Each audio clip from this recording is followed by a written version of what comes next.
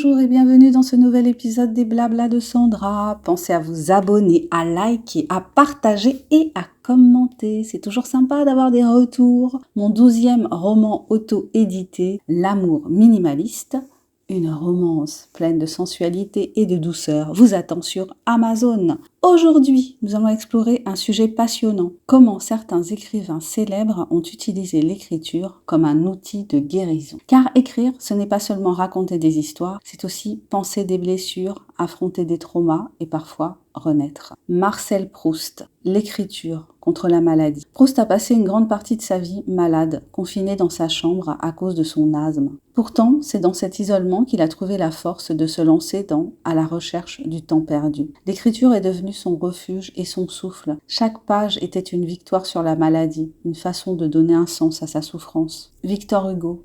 Écrire pour survivre au deuil. En 1843, Hugo perd sa fille, Léopoldine, noyée à l'âge de 19 ans. C'est une tragédie qui aurait pu le briser. Mais il va transformer ce chagrin en poésie. Dans les contemplations, on lit la douleur, mais aussi le chemin vers la résilience. L'écriture a été pour lui un moyen de continuer à vivre avec l'absence. Marguerite Duras, l'écriture face aux addictions. Marguerite Duras a lutté toute sa vie contre l'alcoolisme. Elle disait que l'alcool détruisait son corps, mais que l'écriture sauvait son esprit. Dans La douleur ou l'amant, elle transforme ses obsessions et ses blessures intimes en matière littéraire. Son œuvre prouve que la création peut être plus forte que la dépendance. Virginia Woolf, l'écriture comme lutte intérieure. Souvent tourmentée par des épisodes dépressifs, Virginia Woolf trouvait dans l'écriture une manière d'apaiser ses angoisses. Ses journaux intimes et ses romans, comme Mrs. Dalloway ou Les Vagues, lui permettaient de donner une forme à son chaos intérieur. Même si elle n'a pas échappé à la maladie, son œuvre témoigne de cette tentative de guérison par les mots.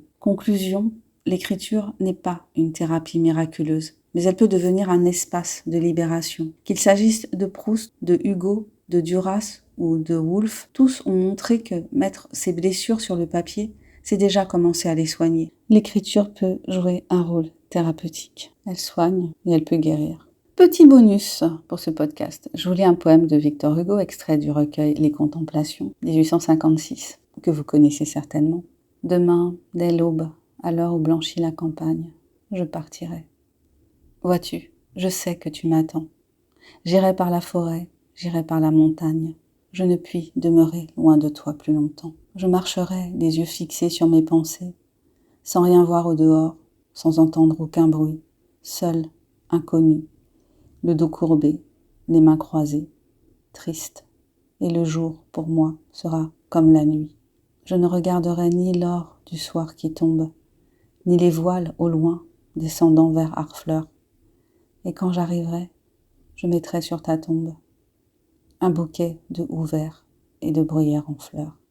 J'espère que vous avez apprécié cet épisode des Blabla de Sandra. On se retrouve tout bientôt. En attendant, je vous invite à découvrir mon dernier roman paru à ce jour en auto-édition, L'amour minimaliste. Une romance qui parle de deuil, bon, on est dans le thème, et de renaissance, aussi et surtout, grâce à un nouvel amour. Vous découvrirez la stratégie mise en place par Léo pour ramener Ella dans le monde des vivants. Le lien pour vous le procurer est dans le descriptif de ce podcast. Belle lecture et très bonne journée.